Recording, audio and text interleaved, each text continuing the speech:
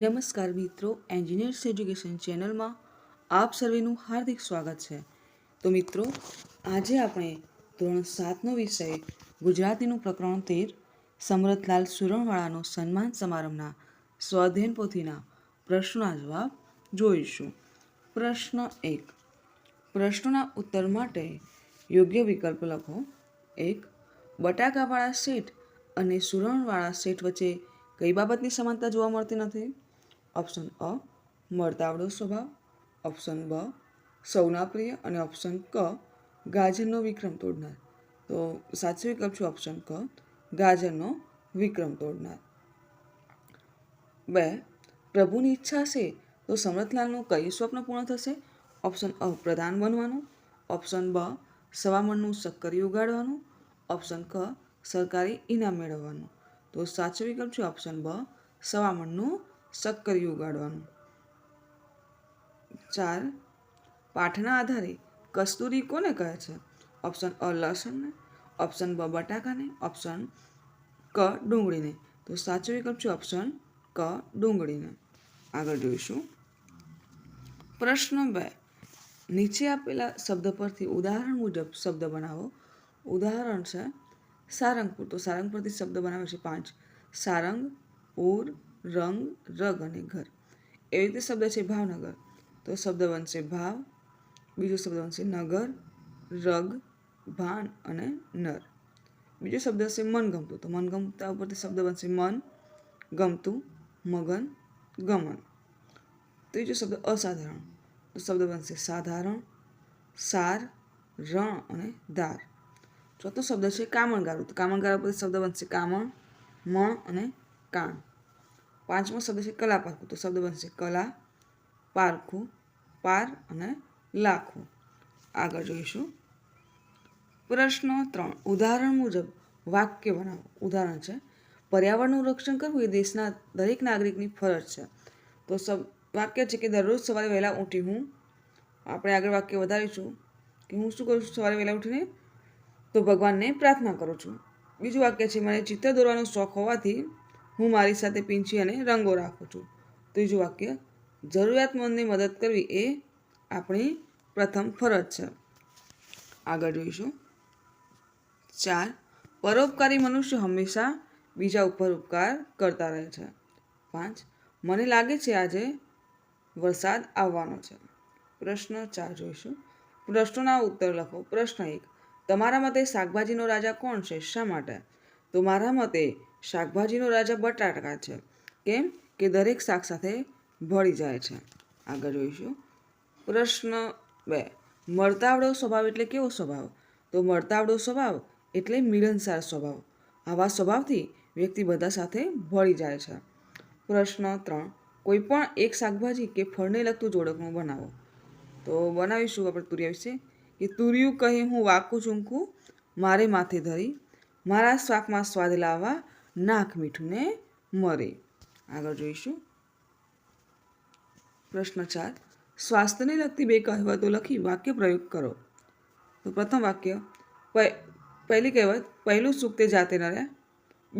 બીજી કહેવત અલ્પાહારી સદા સુખી. તો અર્થ લખી વાક્ય પ્રયોગ કરીએ કે આપણા વડીલો કહેતા પહેલું સુખ તે જાતે ન રહે. બીજું વાક્ય બનાવીએ મેદસ્વીતા ઘટાડવા માટે એક વાત નક્કી રાખો અલ્પાહારી સદા સુખી. પ્રશ્ન 5. પાઠમાંથી તમને કોનું ભાષણ ગમ્યું? શા માટે?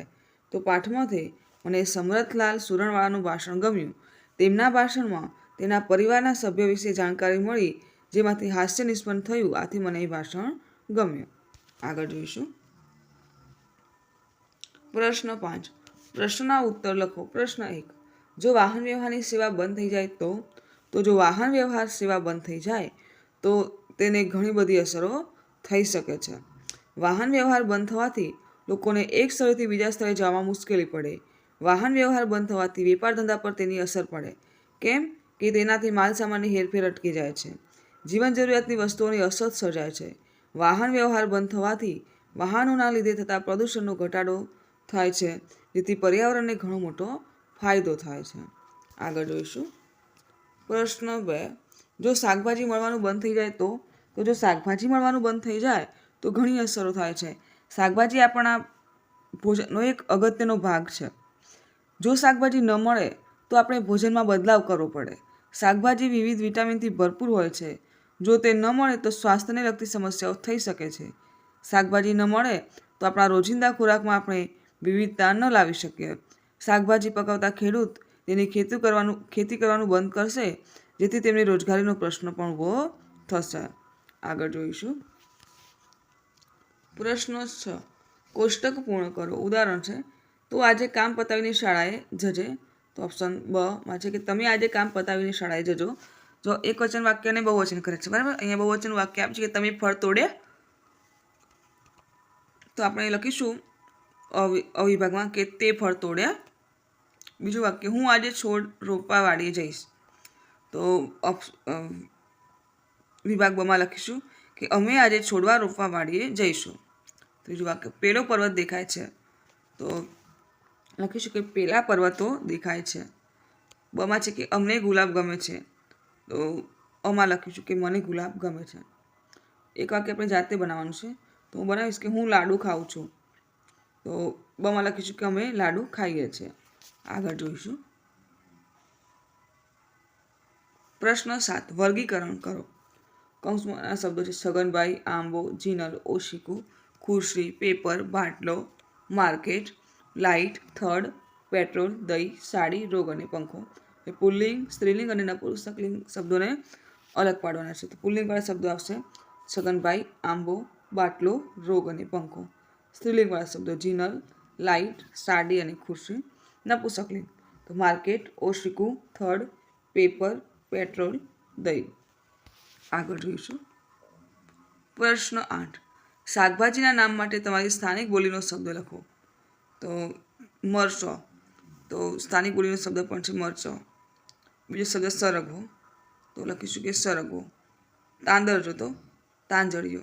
કંકોડા તો કંટોલા અને ટીંડોળા તો ટીંડોળા. પ્રશ્ન 9 જોઈશું. કોઈ પણ બે પાત્રો લઈ હાસ્ય ઉપજાવે તેવા સંવાદની રચના કરો. તો લખીશું આપણે કીડી એક કહે છે, અરે આટલી ઉતાવળમાં ક્યાં જાય છે? બીજી કીડીએ કહ્યું, એક હાથીનો અકસ્માત થયો છે, ત્યાં જાઉં છું. કીડી 1, ત્યાં તારું શું કામ છે? કીડી 2, હાથીને તાત્કાલિક લોહીની જરૂરિયાત છે. કીડી 1, વધારે લોહીની જરૂર પડે તો કહેજે, હું પણ આવીશ. કીડી 2, કે વાંધો નહીં, તારો નંબર આપ, હું કોલ કરીશ. કીડી 1 કહે છે કે મારો મોબાઈલ ખરાબ થઈ ગયો છે, હું ઉંદરનો નંબર આપું છું. કીડી 2એ કહ્યું, હું તેના પર કોલ કરીશ. આગળ જોઈશું. પ્રશ્ન 10. તમારા વિસ્તારની તમને ગમતી શાકભાજી વિશે લખો. તો અમારા વિસ્તારની મને ગમતી શાકભાજી ટમેટાં છે. ટમેટાં બધા શાકભાજી સાથે ઉપયોગી છે. શાકભાજીમાં તે બહુ મહત્ત્વનું સ્થાન ધરાવે છે. તેનો છોડ મધ્યમ કદનું થાય છે. ટમેટાં ખાસ કરીને લાલ, પીળા, નારંગી, લીલા, જાંબલી અથવા ભૂરા રંગના હોય છે. તે સ્વાદમાં ખાટા હોય છે. જુલાઈથી સપ્ટેમ્બર માસ દરમિયાન મળતા ટમેટાં અદ્ભુત શ્રેષ્ઠ ગુણ ધરાવે છે. આમ તો ટમેટાં બજારમાં 12 માસ ઉપલબ્ધ હોય છે. ટમેટાનો ઉપયોગ શાકભાજીમાં સલાડ બનાવવા તેમજ સૂપ બનાવવા માટે થાય છે. તો મિત્રો, અહીં આપણો આ વિડીયો પૂર્ણ થાય છે.